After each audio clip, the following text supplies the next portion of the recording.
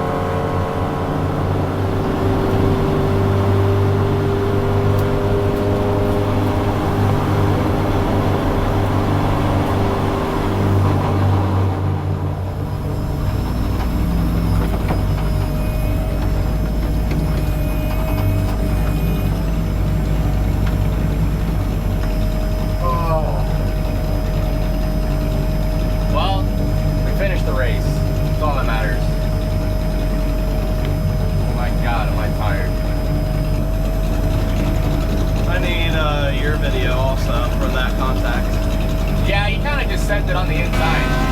Yeah. He was trying to explain it to me. I caught the tail end of it, but we all kind of saw it in the tower. So. Yeah. I mean, I don't think he was anywhere close to the size Andy. Yeah. Well, that was the only contact. Yeah. So.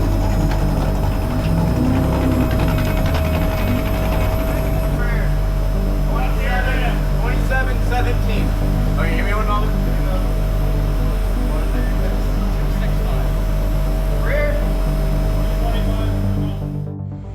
That's a race finished. That's honestly exceeded my expectations. All I really wanted to do was finish that damn race, and we finished it, so that's good. And we got P3, which is pretty good too. Once again, man, I'm just a little bummed because I don't know. I thought I might have had something for the leaders during that race, but I guess I didn't. And then Matan kind of got a little touch on spec'd guard. They kind of backed up into me a little bit. And then my car always seems to do really well at the end of races. And, you know, that's really the only benefit in this series to having a light car is that, you know, you can keep the tires under you throughout the whole race. But unfortunately, this whole season, we've barely been able to finish a freaking race under full green. So a car broke down in one of the last corners, and they tried to pull him out pretty quick, so we were going to go back racing, and then his toe strap broke. So that was kind of a bummer. And then the race finished under caution, which I hate when races finish under caution, man. I just want to keep racing, and I think I could have maybe done something, but at the end of the day, man, like, Andy was crazy fast, and then, you know, Matt or Matan in the Corvette, you know, that's always a hard car to race against.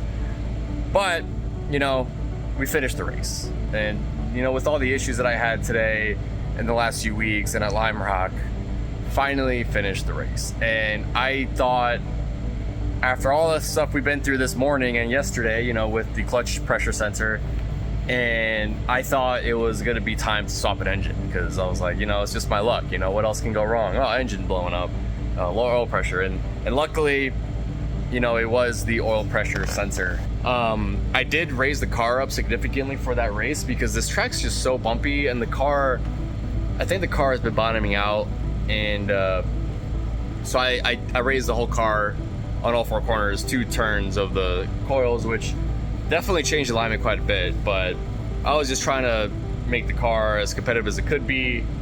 And so anyway, now what I want to do is I want to basically kind of redo the alignment, at least put a little bit more front camber in it. You know, when you raise it 2 turns on the coils, I think it raises it like 5 to 6 mil, and it takes out about like 0.4 degrees of camber, which doesn't sound like a lot, but like I typically set the car up to run like 3.6, 3.7 degrees in the front.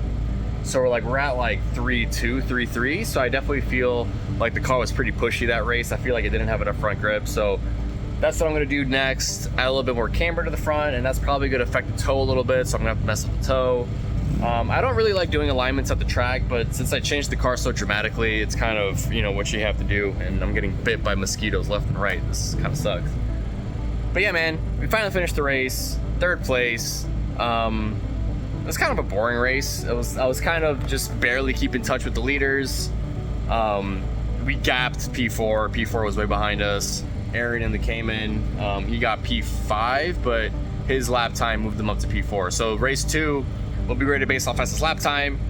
I got the 3rd fastest lap time. I think I could have got the 2nd fastest lap time if it wasn't for the caution on that last lap, because I think I had a pretty good time, and I think that would have placed me 2nd if I would have finished that lap. But unfortunately, I had to slow down because of the caution, and then, you know, full course caution came out on the front straight. But anyway, man, it's just I don't know, mixed emotions, because it's just been a roller coaster. I think I'm just mentally drained, and you know, I put a lot of pressure on myself to do well in this championship, and you know, Lime Rock was supposed to be a good event for my car, and I had high hopes coming in, and of course, you know, fate kind of kicks you in the balls and you finish 0 races. And then I came to this event thinking that I fixed everything. I didn't. Then I fixed it, and then something else happened. And then, you know, finally finished the race, finished 3rd, which is good. I'm not complaining about 3rd. But when I'm trying to race for the championship, you know, against Matan, who finished 2nd, you know, that's just putting me behind in the championship, really. And of course, you know, Luke McGrew in the black Corvette, he's way ahead of all of us. So I was hoping to maybe get some wins, and maybe I can still get some wins tomorrow, or at least, you know, all I really need is like a few podium finishes. But at this point, I'm more focused on just racing the car and having a good time, I think, because I just don't think a light car can handle in this series. It's very tough. I don't know, but we had a race, so still ending the day on a really high positive note. I'm just being a little emotional drama queen because of the past few weeks that I've had, and I've been talking for 6 minutes. So let me get to this alignment and then go to bed, and then we have 3 races tomorrow, Sunday. It's gonna be a busy day. So good morning. It's about 8 o'clock in the morning. Car's ready to go. Going for race 2, starting 3rd. So did a few setup changes last night. Hopefully those help. Otherwise, everything else on the car looks good. No electrical issues that last race. So gonna send it for race 2. Try to get on the podium, and maybe even try to get the win. We'll see. But good luck. Race 2 coming up. Where's Andy? It said 2 pace laps. I don't know, I haven't seen Andy. 2 pace laps? Yeah. You said 2 pace laps? Why? We're doing 2 pace laps. 2 pace laps. Good luck, Mike. Have fun.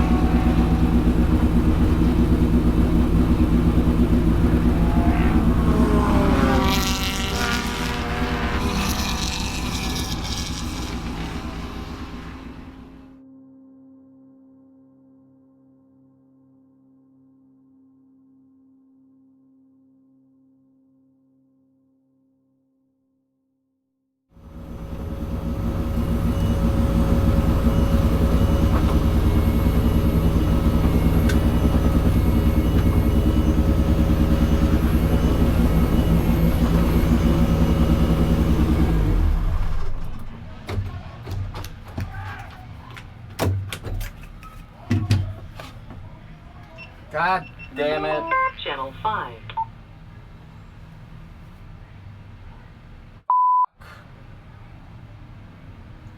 This car. Ah. Huh? I don't know. Okay. You look good. Come on. Yeah. You almost had him, so. No way. Next one. Another DNF. That's 5 of the season. Awesome. Actually, like 6 or 7. Pretty sweet.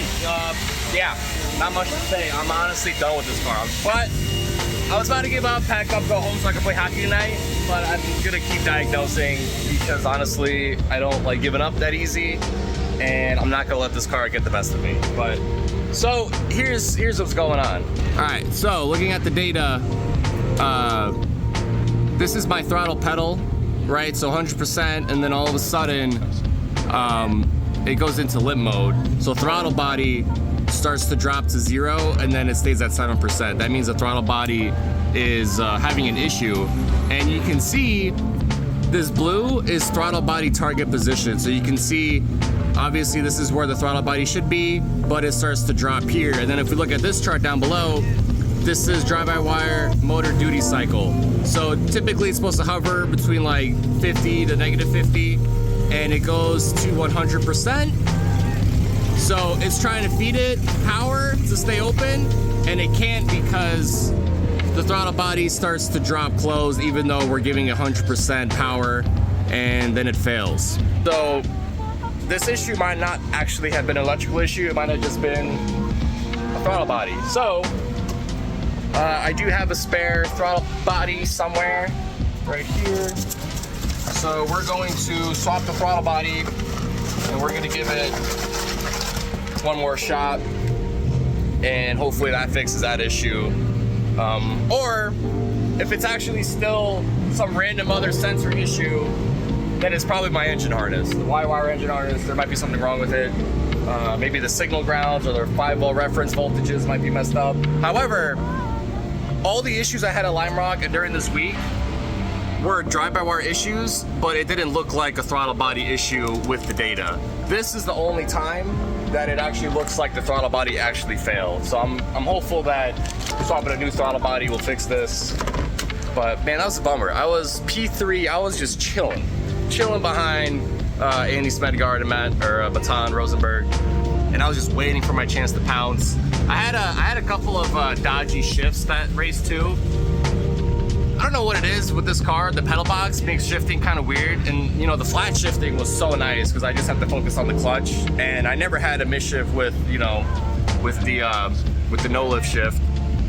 But yeah, that race I was just chilling. I think I could have made a move. I was waiting for them to kind of fight. Honestly, I wasn't even trying to pass Andy. I was gonna try to help him get by Matan and then make my move after. But yeah, about halfway through, throttle body just gave out on me, and that was it. Had to limp it around the track at 7% throttle, so that was fun. Couldn't even reset it. You know, when I had the issue at Lime Rock, I could reset the ECU and the check engine light would go away. But this time, it was totally done. I tried resetting everything, power cycle multiple times, still had failures. So let's swap this throttle body. Let's go out for race 3. Gonna start from the back, unfortunately. And just now it's once again just testing and trying to diagnose these issues. So.